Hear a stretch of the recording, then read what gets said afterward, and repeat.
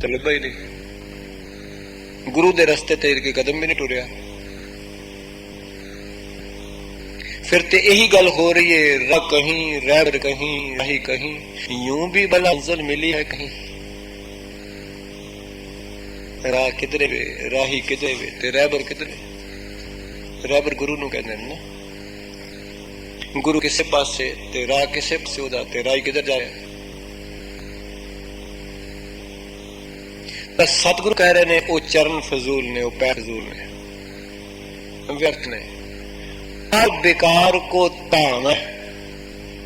कितनी गुरु साहब ने बख्शिश कर दी, नाल पर ते नाल बेकार लिखा। सतगुरु कहते ने बेकार बेकार वास्ते भेजते ने।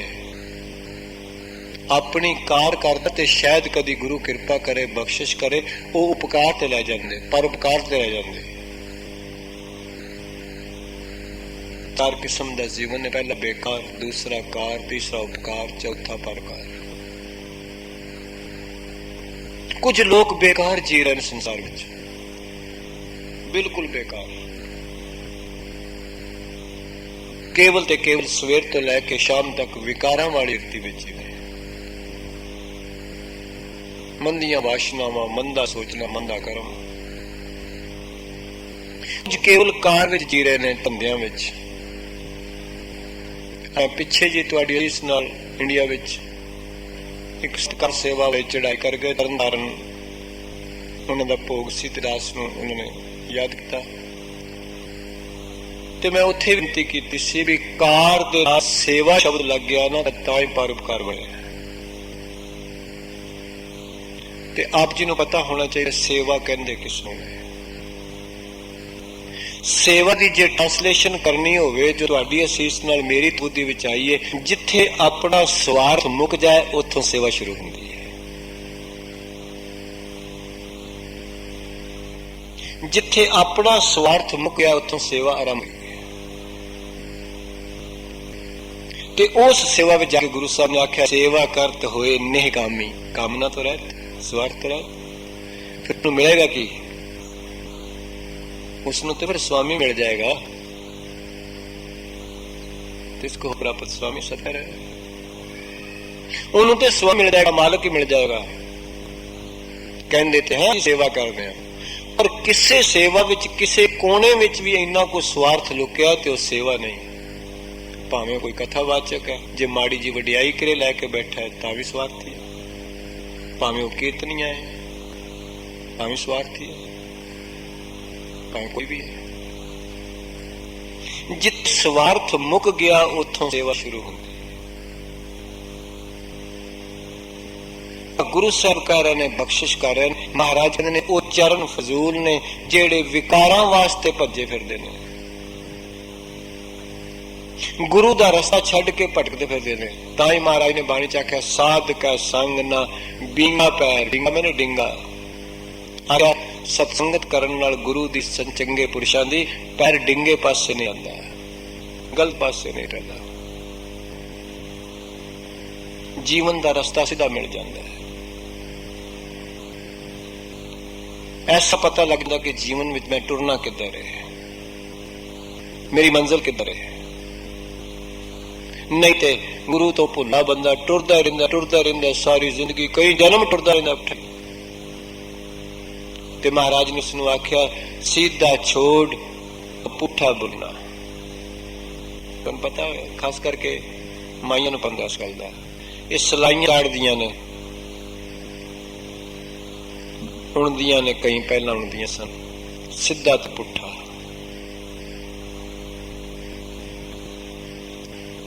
ते सतगुरु कृपा करन, बख्शिश करन। एक बुणती हुंदी जिहड़ी सीधी पुठी भी हुंदियां ने, एक हुंदी कि जे उत्ते माड़ी जी भी पुठी सलाई चढ़ जाए देड़नी पैंदी है।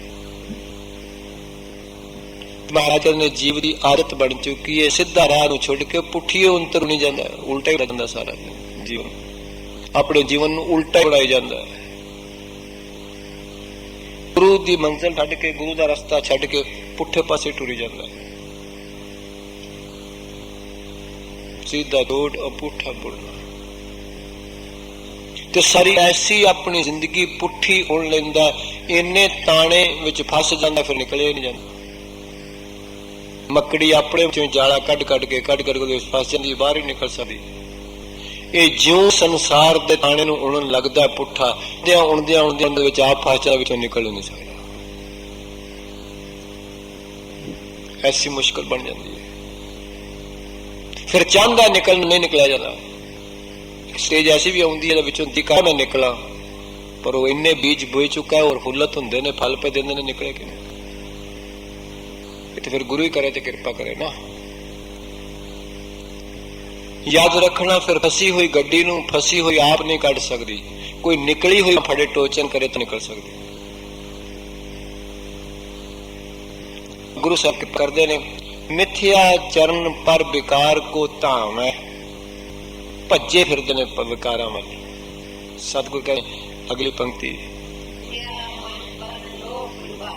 सतगुरु कहने मिथ्या मन हे मना तू भी फजूल है, पर लोभ लुभावे, जे तू किसी बगानी चीज का लोभ अपने मन में पकड़ लेना है,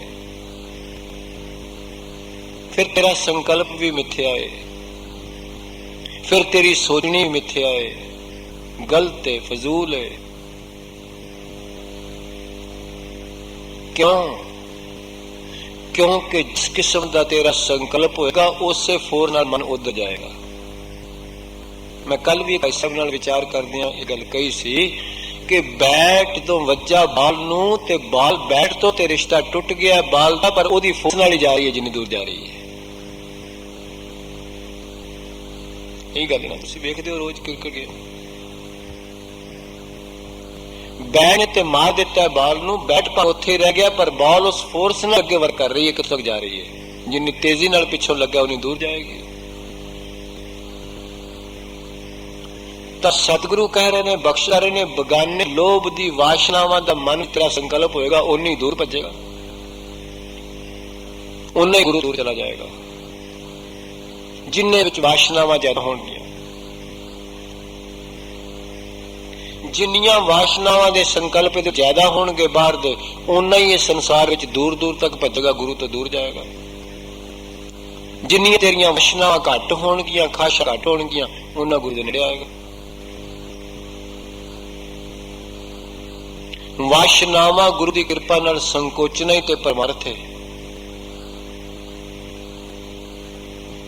जो जो मन वासनावां तो संकोचिया जाए, खान तो संकोचिया जाए, पैर तो संकोचिया जाए, होर विकारां तो संकोचिया जाए, तो गुरु दी मत दे करीब आ जाएगा। एक दिन ऐसा आ जाएगा कि गुरु दी मत विच ही लीन हो जाएगा। सतगुरु जिसनू मत आवे सो सर माहे समाना। एक दिन गुरु दी मत दी चार दीवारी तो बाहर जाए ही नहीं, फिर ऐसी बख्शिश कर देगा गुरु, फिर गुरु दी चार दीवारी दे विच कैद हो जाएगा।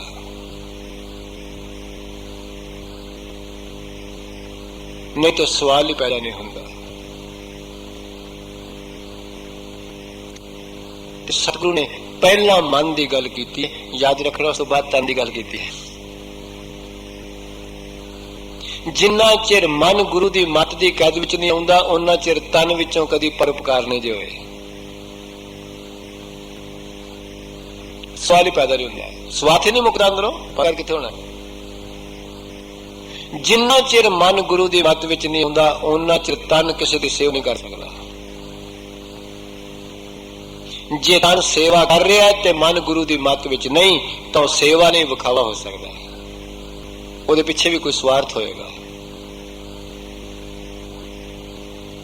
याद रखना, निष्कामता की सेवा उदों ही होएगी जदों मन गुरु की मत विच आ जाएगा। जिस दिन मन गुरु की मत विच आ गया, उस दिन परोपकार ते चला जाएगा।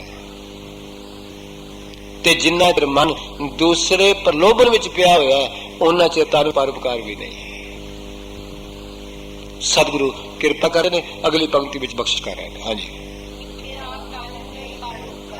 मिथ्या तन विश्राम लाओ तन ते। सतगुरु कहने ओ तन फजूल है, नहीं पर उपकारा, जिदे विच पर उपकार कोई नहीं।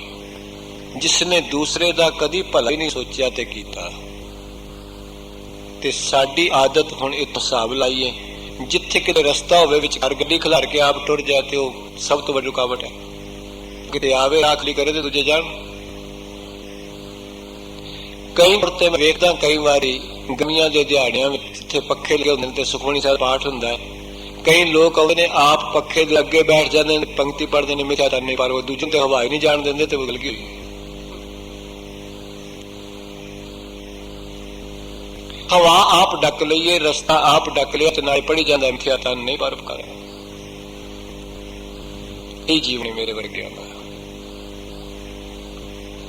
ਆਪਣੇ ਸੁਖੀ ਹੋਣ ਵਾਸਤੇ ਦੂਸਰੇ ਨੂੰ ਦੁੱਖ ਦੇ ਰਿਹਾ ਤੇ ਪਰ ਰਿਹਾ ਮਿੱਥਿਆ ਤਾਨ ਨਹੀਂ ਪਰਉਪਕਾਰ। ਇਹ ਹਾਲਤ ਹੈ। ਕਦੀ ਲੰਗਰ ਦੀ ਸੇਵਾ ਕਰਦਿਆਂ ਕਰਦਿਆਂ ਆਪਣਾ ਰਿਸ਼ਤੇਦਾਰ ਯਾਰ ਦੋਸਤ ਬੈਠਾ ਨੂੰ ਤੇ ਲਿਆ ਕੇ ਜੀ ਦੇ ਰਿਹਾ, ਦੂਜੇ ਨੂੰ ਕਹਿੰਦਾ ਹੈ ਹੀ ਕੋਈ ਨਹੀਂ, ਤਾਲੇ ਪੜਦਾ ਮਿੱਥਿਆ ਤਾਨ ਪਰਉਪਕਾਰ।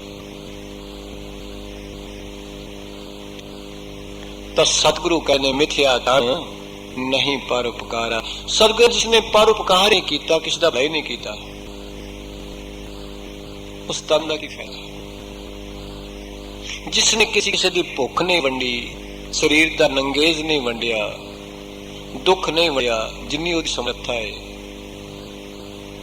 ਮਾਫ ਕਰਨਾ, ਕਿਰਪਾ ਕਰੇ, ਰਸਤੇ ਵਿੱਚੋਂ ਕੋਈ ਕੰਡਾ ਚੁੱਕ ਕੇ ਰੋੜਾ ਚੁੱਕ ਕੇ ਵੀ ਇੱਧਰ ਕਰਨਾ, ਇਹ ਵੀ ਪਰਉਪਕਾਰ ਹੈ। ਪਰਉਪਕਾਰ ਕਰਨ ਵਾਸਤੇ ਕੋਈ ਕਮੇਟੀਆਂ ਬਣਾਉਣ ਦੀ ਲੋੜ ਨਹੀਂ, ਕੋਈ ਸੁਸਾਇਟੀਆਂ ਬਣਾਉਣ ਦੀ ਲੋੜ ਨਹੀਂ। ਜੇ ਮਾਫ ਕਰਨਾ, ਜਿਹੜੇ ਲੋਕ ਕਹਿੰਦੇ ਨੇ ਸ਼ਾਇਦ ਕੋਈ ਸੁਸਾਇਟੀਆਂ ਬਣਾ ਕੇ ਪਰਉਪਕਾਰ ਹੈ, ਸੁਸਾਇਟੀਆਂ ਤੇ ਕੇਵਲ ਵਿਖਾਵਾ ਬਣ ਜਾਂਦੀਆਂ ਨੇ। ਪਰਉਪਕਾਰ ਦਾ ਜਨਮ ਗੁਰੂ ਦੀ ਮੱਤ ਵਿੱਚੋਂ, ਹਿਰਦੇ ਵਿੱਚੋਂ ਹੋਇਆ। ਤਾਂ ਸਤਿਗੁਰੂ ਕਹਿ ਰਹੇ ਨੇ, ਬਖਸ਼ਿਸ਼ ਕਰ ਰਹੇ ਨੇ, ਮਿੱਥਿਆ ਤਾਨ ਨਹੀਂ ਪਰਉਪਕਾਰ। ਸਤਿਗੁਰੂ ਉਹ ਸਰੀਰ ਫਜ਼ੂਲ ਹੈ ਜਿਹਦੇ ਅੰਦਰ ਕਦੀ ਕਿਸੇ ਦਾ ਦੁੱਖ ਦਰਦ ਹੀ ਨਹੀਂ ਉੱਠਿਆ, ਕਿਸੇ ਦੀ ਪੀੜ ਹੀ ਨਹੀਂ ਉੱਠੀ। ਤਾਂ ਹੀ ਚਾਰ ਕਿਸਮ ਦਾ ਬੇਨਤੀ ਕੀਤੀ ਸੀ। ਪਹਿਲਾ ਬੇਕਾਰ, ਦੂਸਰਾ ਕਾਰ, ਤੀਸਰਾ ਉਪਕਾਰ, ਚੌਥਾ ਪਰਉਪਕਾਰ। ਉਪਕਾਰ ਹੈ ਆਪਣਾ ਭਲਾ, ਪਰਉਪਕਾਰ ਹੈ ਦੂਸਰੇ ਦਾ ਭਲਾ ਕਰਨਾ। ਉਪਕਾਰ ਕਰੇਗਾ ਤੇ ਤਾਂ ਪਰ ਜੇ ਆਪਣਾ ਹੀ ਭਲਾ ਹੀ ਨਹੀਂ ਸੋਚਿਆ, ਜਿਹੜਾ ਆਪ ਸਾਈਕਲ ਨਹੀਂ ਲਾਣ ਜਾਂਦਾ ਪਿੱਛੇ ਕਿਸੇ ਨੂੰ ਕੀ ਬਿਠਾਏਗਾ। ਪਹਿਲਾਂ ਆਪ ਗੁਰੂ ਦੀ ਮੱਤ ਲਏਗਾ ਤੇ ਕਿਸੇ ਨੂੰ ਗੁਰੂ ਦੀ ਮੱਤ ਦੇਗਾ ਨਾ। ਜੇ ਆਪ ਗੁਰੂ ਦੀ ਕਿਰਪਾ ਨਾਲ ਕੁਝ ਬਾਣੀ ਪੜੇਗਾ ਤੇ ਕਿਸੇ ਨੂੰ ਵੀ ਪੜਾਏਗਾ, ਜੇ ਨਹੀਂ ਪੜੀ ਕਿਸੇ ਨੂੰ ਕੀ ਪੜਾਏਗਾ। ਤਾਂ ਗੁਰਦੇਵ ਕਹਿ ਰਹੇ ਨੇ ਮਿੱਥਿਆ ਤਨ ਨਹੀਂ ਪਰਉਪਕਾਰਾ। ਸਤਿਗੁਰ ਕਹਿੰਦੇ ਨੇ ਉਤਨ ਫਜ਼ੂਲ ਹੈ।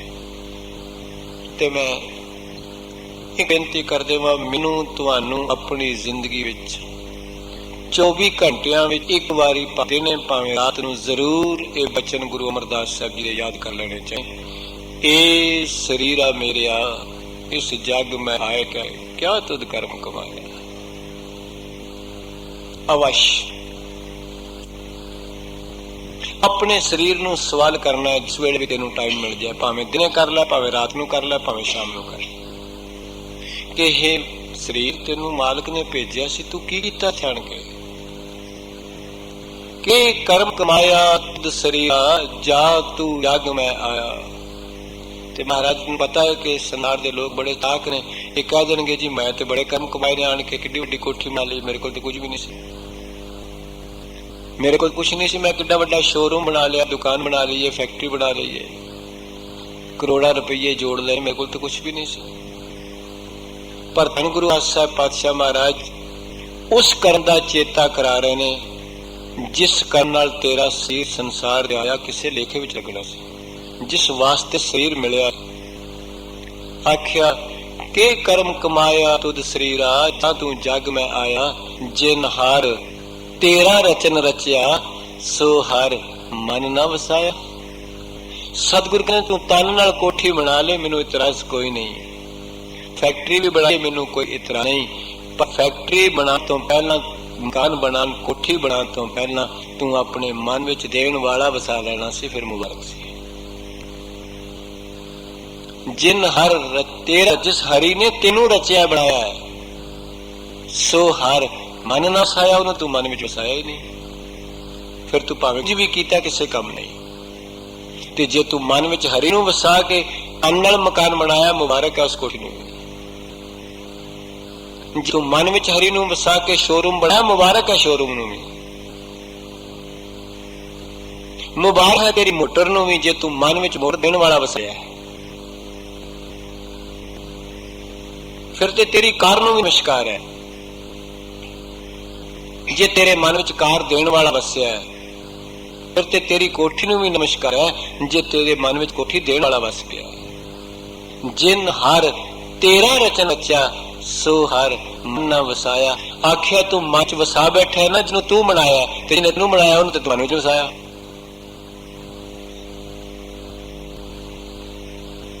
तो गुरुदेव कह रहे ने, बख्शिश करने महाराज ने मिथ्या नहीं पर उपकारा। अगली पंक्तियों सतगुरु की कहना जी। पातशाह जी कह रहे ने मिथ्या बास लेत बेकारा। आप जी नूं पता होना चाहिए बास किस नूं कहंदे ने। सुगंधी ते सुगंधी ते दुर्गंधी लैण दा स्रोत केवल नक। पातशाह जी बख्शिश कर रहे ने, रहमत कर रहे ने। महाराज कहते ने वो नक फजूल है जिसने कदी गुरु दे गुणा दी सुगंधी नहीं लई। मैं जिन्हों बेनती करदा, जदों मैं अज तो तकरीबन थोड़े दिन पहला परिधरना में इत्थे आया सा ना, उदों दास अमेरिका तो वापस होके आया सी। ते जदों मैं जांदी वारी अमेरिका दे हवाई स्टेशन ते उतरिया एयरपोर्ट ते जदों असी एयरक्राफ्ट विचों उतर रहे सां, पैसेंजर थल्ले एक बंदा कुत्ता लैके खड़ा सी। ते जदों असी थल्ले उतरदे गए जदों उस कुत्ते दे करीब आया मैं भाई अमरजीत सिंह जी में नाल सन, माता बलवंत कौर दे बच्चे। मैं उन्होंने पूछ लिया, मैं क्या वीर जी कुत्ता क्यों के खड़े ने? कहने लगे शायद तुहानू पता जेड़े लोग ड्रग्स वगैरह लेके आउंदे ने ना अमेरिका, इस कुत्ते दे नक विच इन्नी है उसनू पकड़ लैंदा, उसे वेले खुशबू ला लैंदा है। गुरु साहब ने बाणी बख्शिश कीता। इस कुत्ते दे नक इना सेंसिटिव है जिदे कोल कोई अफीम होएगी, कोई चस होएगी, कोई ड्रग्स होणगियां, ये सिखाया होया इस खुशबू दी वाकफियत उसनू पढ़ लेगा। ते मैं उन्होंने उदों ही उत्थे बेनती कर दी, मैं क्या फिर साडे नालों ते कुत्ता चंगा है। तो गुरु तेग बहादुर साहब ने दी वडियाई कीती है बाणी विच। असी ते गुरु ग्रंथ साहब जी दे बड़े करीब होए, उहदे विचों गुरु नानक पातशाह दे गुणां दी कोई नहीं लै सके। बाबा रविदास दे गुणां दी खुशबू सिख नहीं लै सकिया गुरु साहब विचों। भगत नामदेव जी दी खुशबू अज भी गुरु ग्रंथ साहब विच आ रही है पर ए लै नहीं सकिया। स्वामी रामानंद जी की खुशबू अज भी गुणा दी गुरु ग्रंथ साहब च है, असी नहीं लै सके। बाबा फरीद दे गुणा दी खुशबू अज भी गुरु ग्रंथ विच आ रही है पर लै नहीं सके। भगत जयदेव जी महाराज गुणा दी खुशबू अज भी गुरु ग्रंथ साहब चो आ रही है। सतगुरां दी गुणां दी खुशबू, भट्टां दे गुणां दी खुशबू अज भी गुरु ग्रंथ साहब चो निरंतर आ रही है। गुरसिखा मैनू ऐ लगदा तेरे नक विच सुगंधी नहीं आई, इस वास्ते वो बेकार। सतगुरु कह रहे हैं अज कहते ने वो नक फजूल है। नक दी बड़ी महानता है शरीर ते भी ते समाज विच भी। भगत नामदेव जी गुरु ग्रंथ साहब च जिक्र किया है। भगत नामदेव जी कहते हैं जेकर किसी का रूप बड़ा सोहना होवे, 32 लक्षण चंगे रूप के होण, पर जे नक ना हो, गुरबाणी सल दी गवाही पर रही। आखिया जेकर नाम रूपी नक नहीं, आ याद रखना सारा रामायण का इतिहास केवल नक वड्डन ते खलोता है। सुपनका दा ना कटिया गया। किसे भानू गुस्सा आया मेरी भैन का नक कटिया गया। मैं बेनती करा इस नक रहन वास्ते लोग समाज विच कई बार उजड़ जाते हैं। मेरा नक रह जाए। नक रखने वास्ते अपना आप बर्बाद कर लेंगे ने कई बार। पर सतगुरु जिस नक की गल कर रहे ने, महाराज कहते ने ओ सुगंधी तू नहीं लै सके गुणा दी संसार विचों गुरु कोलों, इस करके तेरे नक का की फायदा है। ते नक सुंदरता दे चिन्ह का प्रतीक भी है। सतगुरु कह रहे ने, बख्शिश कर रहे ने, महाराज कहने मिथ्या बास लेत बेकारा। जिस नक ने केवल विकारां दी खुशबोई लई है, बदबोई लई है, फिर उस नक की भी फायदा है। वो नक किवें रहेगा, इज्जत किवें रहेगी। जिस नक ने गुरु देव की खुशबोई नहीं लई, महाराज ने उस नक का की फायदा है। गुरुदेव कह रहे ने, सतगुरु तुठ जान बख्श कर देन, रहमत कर देन, किते मैनू ते तन्नू अपने गुरु की पवित्र खुशबू गुणा की लैन की आदत पै जाए। तो सतगुरु ने बाणी चखिया गुणा का होवै वासला, कड वास लई जाए। किसी के गुणा की खुशबू लैन की आदत अपने हृदय विच बना, औगणा नूं छड्डण दी गल। सांझ करी जाए गुणा केरी, छोड़ औगण चली है। औगण छड्डने शुरू कर दे ते गुणा की खुशबू लैनी शुरू कर दे। जिहदे नाल तेरा सुभाव नहीं ना मिलदा, गुण उहदे कोलों भी ले जा सकदे ने, उहदे विच भी कोई गुण है, पर तू उहदे गुणां वल वेख नहीं रहा कर, तैनूं खुशबू नहीं आई। गुण उहदे विच भी हैं। सतगुरु ने यह वचन नहीं कहे कि इसनूं अमली बनना चाहिए, पर महाराज ने अमली की कमी नूं सामने रखिया, अपने आप नूं गुणा विच बदल। ज्यों बिन अमला अमली मर जाई है, त्यों हर बिन हाम मर जाती। जिन्होंने चाह का अमल हुंदा, कई टाइम हो जाना सिर ते हथ रखिया हुंदा, सिर पीड़ कहंदे ने हो रही है। ते जेकर संसार की चाह का अमल सिर पीड़ करके जना देंदा है कि तेरा अमल टुट रहा, याद रखी जिस दिन तेनू गुरु की चाह पैदा हो जाएगी, अपने हृदय विच तुक तुक ही लगेगी। बाबा फरीद नू लगी हुक तुकी, तां आख्या तुखा जो माई कारण दिना तिना मां पिरी। जरूर लगेगी सजना, पर तेरे अंदर वो अमल हाली उठिया नहीं, वो भुख हाली तड़प हाली जागी नहीं। इस वास्ते तुसीं ने इहदी किहड़ी लोड़ है, कदी हो गया ठीक है, ना होया तां ठीक है, जो गुरुद्वारे टुर तां भी ठीक है, पढ़ ले तां भी ठीक है, नहीं विचारी तां भी की फर्क पैदा है। तां गुरुदेव कह रहे ने, बख्शिश कर रहे ने, कि मैं करने हाँ भाई।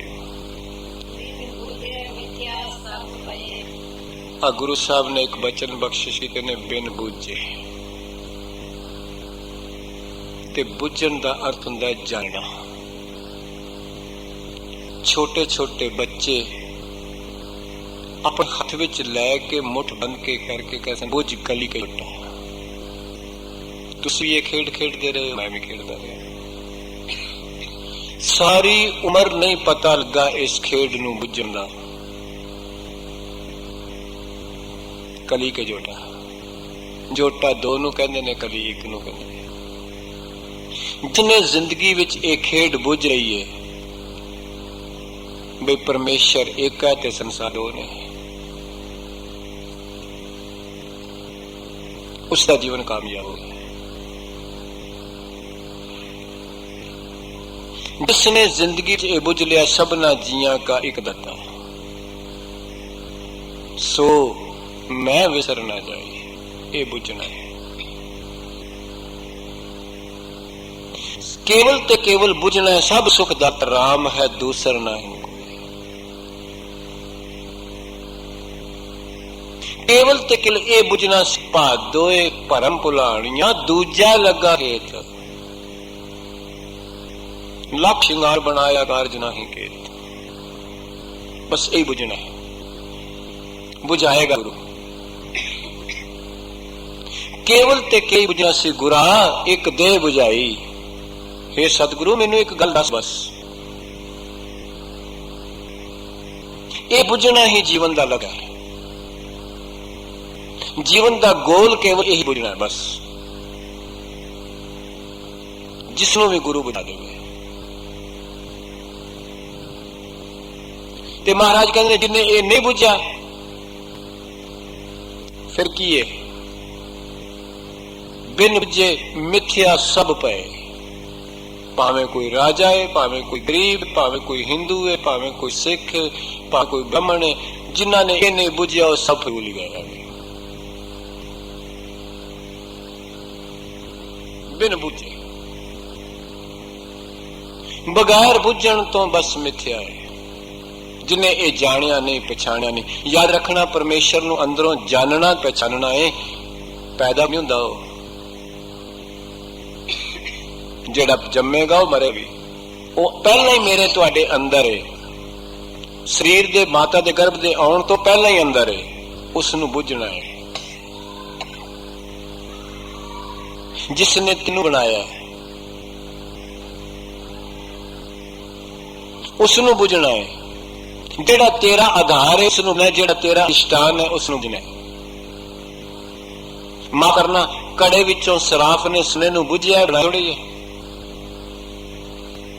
ਵੰਗ ਵਿੱਚੋਂ ਸੋਨੇ ਨੂੰ ਬੁੱਝਿਆ ਨਾ ਸਰਾਫ ਨੇ, ਕਿੰਨਾ ਸੋਨੇ ਵਿੱਚ ਉਹਨੇ ਤੋਂ ਨਸ਼ੇ ਦਿੱਤੇ ਨੇ। ਤਾਂ ਅਸੀਂ ਵੀ ਆਪਣੇ ਅੰਦਰੋਂ ਉਸ ਨੂੰ ਬੁੱਝਣਾ ਹੈ, ਜਾਣਨਾ ਹੈ ਕਿ ਮੇਰੇ ਅੰਦਰ ਕੋਈ ਹੈ ਬੈਠਾ ਜਿਹਦੇ ਨਾਲ, ਜਿਹਦੀ ਸੱਤਾ ਨਾਲ ਮੈਂ ਬੋਲ ਰਿਹਾ। ਮੇਰੇ ਅੰਦਰ ਕੋਈ ਹੈ ਬੈਠਾ ਜਿਹਦੀ ਸੱਤਾ ਨਾਲ ਮੈਂ ਸੁਣ ਰਿਹਾ। ਮੇਰੇ ਅੰਦਰ ਕੋਈ ਹੈ ਬੈਠਾ ਜਿਹਦੇ ਨਾਲ ਮੇਰੇ ਹੱਥ ਪੈਰ ਹਿਲਜੁਲ ਵਿੱਚ ਚੱਲਣੇ ਨੇ। ਜਿਹੜਾ ਮੇਰੇ ਸੰਕਲਪ ਨੂੰ ਅੰਦਰ ਬੈਠਾ ਜਾਣ ਰਿਹਾ, ਉਸ ਨੂੰ ਬੁੱਝਣਾ ਹੈ, ਉਸ ਨੂੰ ਜਾਣਨਾ ਹੈ। ਜਾਣਨ ਹਾਰ ਪ੍ਰਭੂ ਪ੍ਰਵੀਨ, ਬਾਹਰ ਭੇਖ ਨਾ ਕਾਹੂੰ ਭੀਨ। ਉਸ ਨੂੰ ਬੁੱਝਣਾ ਹੈ, ਉਸ ਨੂੰ ਜਾਣਨਾ ਹੈ। ਪਰ ਜਾਣੇਗਾ ਉਹੀ ਜਿਹਨੂੰ ਬੁੱਝਣਾ ਆਏਗਾ। ਜਿਸ ਨੂੰ ਤੂੰ ਜਾਣਾ ਹੈ ਸੋਈ ਜਨ ਜਾਣਾ ਹੈ। ਤੇ ਉਹਦੀ ਨਿਸ਼ਾਨੀ ਕੀ ਹੈ? ਹਰ ਗੁਣ ਸਾਧ ਕੀ ਆਖ ਵਿਖਾਣਾ। ਉਹ ਹਮੇਸ਼ਾ ਫਿਰ ਹਰ ਗੁਣ ਗਾਉਂਦਾ ਹੈ, ਉਹਦਾ ਵਿਖਿਆਨ ਕਰਦਾ ਹੈ। ਤਾਂ ਗੁਰੂ ਸਾਹਿਬ ਕਹਿ ਰਹੇ ਨੇ ਬਿਨ ਬੂਝੇ ਮਿੱਥੇ। ਸਤਿਗੁਰੂ ਨੂੰ ਪੁੱਛ ਕੇ ਵੇਖੀਏ, ਗੁਰੂ ਰਾਮਦਾਸ ਸਾਹਿਬ ਇੱਕ ਬਚਨ ਕਰਦੇ ਨੇ, ਮਾਨੁਖ ਬਿਨ ਬੂਝੇ ਬਿਰਥਾ ਆਇਆ। ਸਤਿਗੁਰੂ ਕਹਿੰਦੇ ਜਿਸ ਮਨੁੱਖ ਨੇ ਆਪਣੇ ਆਪ ਨੂੰ ਨਹੀਂ ਬੁੱਝਿਆ, ਜਾਣਿਆ। ਯਾਦ ਰੱਖਣਾ, ਆਪਣੇ ਆਪ ਨੂੰ ਜਾਣਨ ਜਿੱਡਾ ਸੰਸਾਰ ਤੇ ਕੋਈ ਗਿਆਨ ਨਹੀਂ, ਤੇ ਆਪਣੇ ਆਪ ਨੂੰ ਨਾ ਜਾਣਨਾ ਤੇ ਪਛਾਣਨਾ ਇਸ ਤੋਂ ਵੱਡੀ ਸੰਸਾਰ ਤੇ ਕੋਈ ਅਗਿਆਨਤਾ ਨਹੀਂ। ਸਤਿਗੁਰੂ ਕਹਿੰਦੇ ਨੇ ਮਾਨੁਖ ਬਿਨ ਬੂਝੇ ਬਿਰਥਾ ਆਇਆ। ਫਜ਼ੂਲ ਜਾਂ ਆਇਆ ਜਾਂ ਨਹੀਂ ਆਇਆ। ਫਿਰ ਮਹਾਰਾਜ ਤੇ ਬੜਾ ਕੁਝ ਕਰਦਾ ਹੈ। ਅਨਕ ਸਾਜ ਸ਼ਿੰਗਾਰ ਬਹੁ ਕਰਤਾ ਜੋ ਮਿਰਤਕ ਉਡਾਇਆ। ਸਤਿਗੁਰ ਕਹਿੰਦੇ ਉਹਨੇ ਭਾਵੇਂ ਕਿੰਨੇ ਗਹਿਣੇ ਪਾ ਲਏ ਨੇ, ਤੇ ਕਿੰਨੀਆਂ ਪੁਸ਼ਾਕਾਂ ਪਾ ਲਈਆਂ, ਤੇ ਕਿੰਨੀਆਂ ਹੋਰ ਦਾਤਾਂ ਦਾ ਸੁੱਖ ਮਾਣ ਲਿਆ। ਉਸ ਤੇ ਐਵੇਂ ਜਿਵੇਂ ਕਿਸ ਮਿਰਤਕ ਦੇ ਉੱਤੇ ਸਿਲਕ ਦੀ ਚਾਦਰ ਪਈਏ ਤਾਂ ਉਹਨੇ ਕੰਨ ਅੱਖ ਖੋਲ ਕੇ ਵੇਖਣਾ ਕਿਹੜੀ ਪਈ ਹੈ। ਜੇ ਖੱਦਰ ਦੀ ਚਾਦਰ ਪਾ ਲਈਏ ਤਾਂ ਨਹੀਂ ਉਹਨੇ ਵੇਖਣਾ ਕੀ ਹੋਇਆ। ਉਹਦੇ ਬੋਲਨੇ ਅਨਕ ਸਾਜ ਸ਼ਿੰਗਾਰ ਬਹੁ ਕਰਤਾ ਜੋ ਮਿਰਤਕ ਉਡਾਇਆ। ਸਤਿਗੁਰ ਕਹਿੰਦੇ ਮੁਰਦੇ ਜੇਕਰ ਚਾਦਰ ਖੱਦਰ ਦੀ ਪਾ ਦਈਏ ਤਾਂ ਉਹਨੇ ਅੱਖ ਪੁੱਟ ਕੇ ਨਹੀਂ ਵੇਖਣਾ ਵੀ ਸਸਤੀ ਹੈ, ਤੇ ਜੇ ਸਿਲਕ ਦੀ ਪਾ ਦਈਏ ਤਾਂ ਨਹੀਂ ਉਹਨੇ ਵੇਖਣਾ ਮਹਿੰਗੀ। ਗੁਰਦੇਵ ਕਹਿੰਦੇ ਨੇ ਉਹਦੇ ਸਿਰ ਦਾ ਸ਼ਿੰਗਾਰ ਕੇਵਲ ਮਿਰਤਕ ਦੇ ਮੁਕਾਬਲੇ ਹੈ, ਜਿਸ ਨੇ ਆਪਣੇ ਆਪ ਨੂੰ ਨਹੀਂ ਬੁੱਝਿਆ।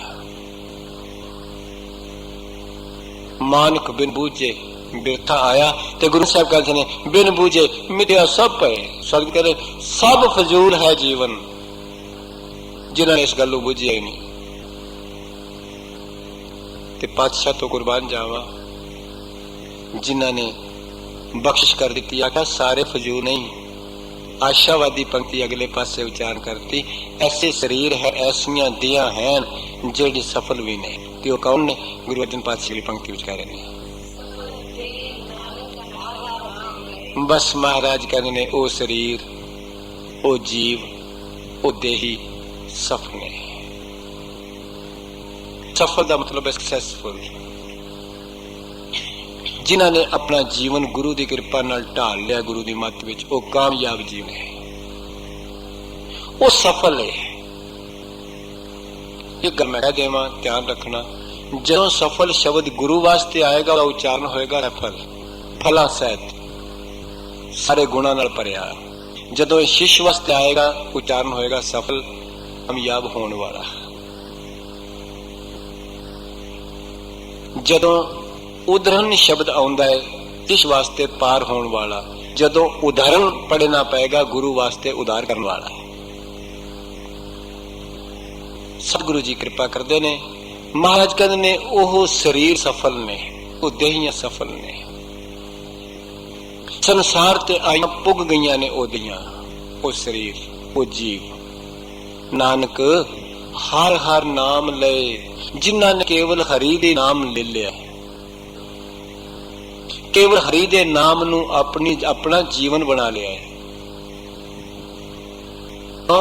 ਸਤਿਗੁਰੂ ਨੇ ਸਪਸ਼ਟ ਕੀਤਾ, ਸਾਕਤ ਹਰ ਰਸ ਸਾਧ ਨਾ ਜਣਿਆ, ਤਿਨ ਅੰਤਰ ਹਉਮੈ ਕੰਡਾ ਹੈ। ਜਿਉਂ ਚਲੈ ਚੁਬੈ ਦੁੱਖ ਪਾਵੈ, ਜਮ ਕਾਲ ਸਹਿ ਸਿਰ ਡੰਡਾ ਹੈ। ਮੁਕਾਬਲਾ ਕਦ ਵੱਲ ਕੀਤਾ?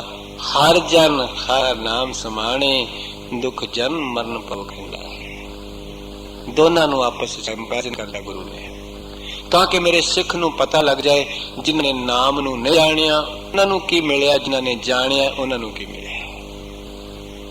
ਤਾਂ ਗੁਰੂ ਅਰਜਨ ਪਾਤਸ਼ਾਹ ਜੀ ਵੀ ਕਹਿ ਰਹੇ ਨੇ, ਜਿਨ੍ਹਾਂ ਨੇ ਨਹੀਂ ਬੁੱਝਿਆ ਉਹਨਾਂ ਨੂੰ ਕੀ ਮਿਲਿਆ। ਮੈਂ ਕੋਸ਼ਿਸ਼ ਕਰਾਂਗਾ ਕੱਲ ਦੇ ਵਨ ਵਿੱਚ ਆਪ ਜੀ ਦੇ ਨਾਲ ਇੱਕ ਵਾਰੀ ਇੱਕ ਰਾਜੇ ਨੇ 3 ਸਵਾਲ ਕੀਤੇ, ਵੀ ਮੈਨੂੰ 3 ਸਵਾਲਾਂ ਦਾ ਜਵਾਬ ਦਿੱਤਾ ਜਾਏ।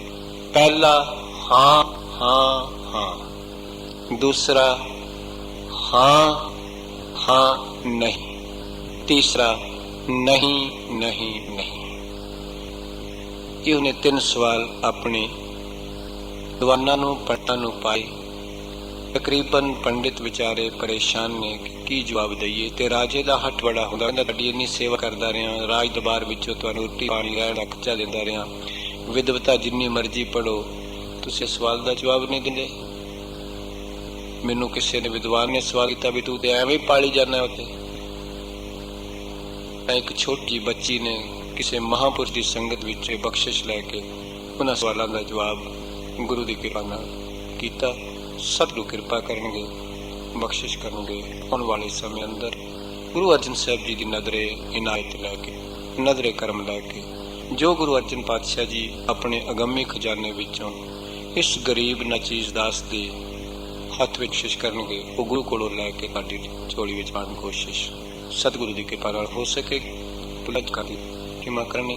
ਕੱਲ ਸਵੇਰ ਦੇ ਜੀਵਨ ਵਿੱਚ ਹੁਕਮ ਹੋਇਆ ਕਿ ਲਾਵਾਂ ਦਾ ਫਲਸਫਾ ਗੁਰੂ ਦੀਆਂ ਸੰਗਤਾਂ ਨਾਲ ਸਾਂਝਾ ਕੀਤਾ ਜਾਏ। ਜਿਹੜੀਆਂ ਸੰਗਤਾਂ ਆ ਸਕਣ ਮੁਬਾਰਕ ਹੈ, ਨਹੀਂ ਤੇ ਇੱਥੇ ਤਾਂ ਬਹੁਤਿਆਂ ਨੂੰ ਵੀ ਭਰੋਸਾ ਚ ਜੇ ਨਹੀਂ ਗਏ ਤੇ ਟੇਪ ਨਾਲ ਸੁਣ ਲਾਂਗੇ। ਗੁਰੂ ਕਿਰਪਾ ਕਰੇ, ਗੁਰੂ ਬਖਸ਼ਿਸ਼ ਕਰੇ, ਗੁਰੂ ਰਹਿਮਤ ਕਰੇ।